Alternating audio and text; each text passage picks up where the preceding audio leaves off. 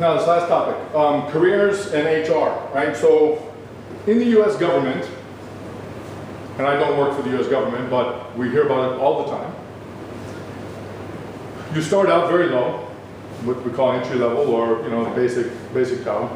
And typically when somebody goes into work in the US government, they're probably there for 25, 30 years, right? We call that life or career. And the only way in the US government, typically, that you can make more money every year because the entry-level person has a salary range from here to here. If you're in that job title, you can only make so much money. It's kind of like a ceiling on your salary. In order to make more than that, you have to get promoted to the next level of job. So what happens after 4 or 5 years? You get promoted, so let's back up. So if you're the very best person, very best software engineer, very best accountant, and you love what you do, and there's nobody better at that than you. Maybe you graphic design. You make beautiful websites or beautiful art on the computer. But in order to make more money, you have to get promoted to another job, more senior job. But what happens immediately? You stop being the best at what you were good at that got you the promotion. Now you have to manage somebody else, but you're a terrible manager. You don't like managing people. But that's the only way you can make more money. So you take the job. Then a few years later, you have family, you have a house, you have cars, you have to pay for bills. I need more money. I'm going to get another promotion. I'm going to try to get promoted. But it takes you farther away from the thing that you really like to do and you are the best at it. So pretty soon in your career, you're not doing anything related to that. You're just shuffling paper, signing checks, giving permission to go on vacation or this business trip or that business trip. And what? So this is the case in the US. And in the government and in the business, a lot of times it's the same way because a lot of companies, big companies, IBM, Dell, you name it, they model their business the same way the US government models it. You're a software engineer level 1. Then you're a software engineer level 2, level 3, director of engineering, vice president of engineering, or CTO. So that's your career path. That has income associated with each one of these things. But if you're the CTO of a company, unless you're a startup company in Silicon Valley, if you're the CTO of the company, I will bet you dinner that you never write any software. You just decide who to hire, who to fire, what's the budget for this server, what's the budget for this office space. You never write any software. But you were the best software person in that company when the company started. And that's what you love to do. But now you're making $250,000, $300,000 a year. You drive a nice car, you have 2 phones, you have a nice house, but you don't do what you are the very best at, right? So this is a problem. So my way of thinking in the company, and we're trying some experiments, right? Because I had the same problem. I have a really, really smart software engineer.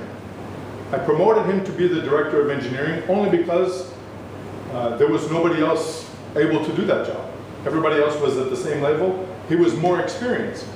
But he doesn't like people, he doesn't want to manage people, he doesn't want to fire, he doesn't want to interview or discipline anybody. Hey, come to work on time, I have to write you up. He doesn't want to do any of that. He only wants to, 12 hours a day. I see him here, it's 9 hours time change, 9 hours before Florida. I'm up in the morning and he's awake at midnight, still doing work. Hey, I tell him, time to go to sleep, get some rest. The work will be there tomorrow, right? He loves his job. But I pay him more money, as if he was the CTO. Because I want him to stay satisfied, feel like he is appreciated, reward him for the hard work and dedication, but I want to keep him in the job of doing what he is the best at. This is very different than most US companies in how they organize their pay structure and budget and compensation. And I imagine it's the same way here in the UAE or in the Middle East. You have to take a different job title, different promotion, managing director, in order to make more money. But again, you're being pulled away by money from the thing that makes you the best at what you do. You can't change that as an individual, but if any of you are going to, if any of you run your own company now, or get into a position where you can influence HR policy or compensation policy or start your own company, in my opinion, you think about that. Because the reason you hire somebody and the reason that they are going to be promoted is because they are the very best at what they do, then let them do that. Unless they say to you, boss, I want to be a manager. I don't want to do software anymore. My fingers are tired every day. I'm getting arthritis, or whatever. I don't want to do that anymore. If they say, yeah, I'd like something different, okay, fine, let's talk about that. But if they just heads down and they enjoy what they do, drink coffee, tea, whatever, and do great work, they can do for 15, 20 years. But they should make more and more money in the same job. Very, very different structure, because you can have a same job title, one person making 50,000, the next person making 150,000 US per year. Same job title, sitting at the desk next to each other. Maybe one is there for 6 months, the other is there for 3 years. There is a job scale, a salary scale for each title, right? For us, we have no top. Right? So if he stays, if this one person stays with the company for 10 years, he could be making 200,000 or 300,000 US per year, doing the same job as the person that's only been there for 6 months. I don't have a problem with that, because he's doing what he loves. I want him to stay. If I say no, he may go somewhere else to make more money, but that's his decision. But as a company, we're trying this experiment where we want to keep really good people and get rid of the really bad people, right? But pay them to do what makes them really good. Figuring out how to generate more income, that's my job, not his job.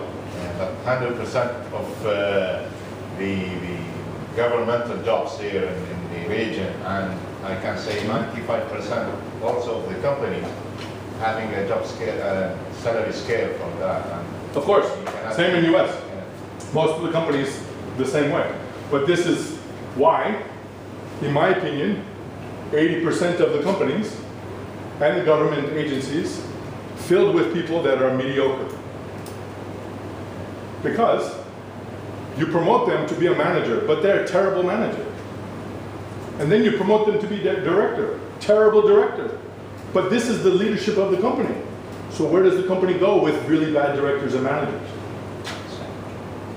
No future, right? And as you grow in a company like that, I'm now director, I'm now manager, your natural human behavior is protect what's mine.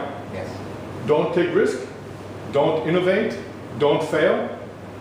I don't have to be great, but I can't be bad, because I can make it in one more year. The boss will see me. If I do 5% better than last year, I'm good. But if you try to be great and you fail at the middle, you may lose your job, right? Because you're a bad manager and you don't know how to do it very well. So you're only a little better than you were last year. But if you're a good software engineer, you can continue being a great software engineer and have a job for 20 years. But if you don't pay me more each year for my years of experience or my contribution, I may go look for something else. I can be tempted by another company, sure.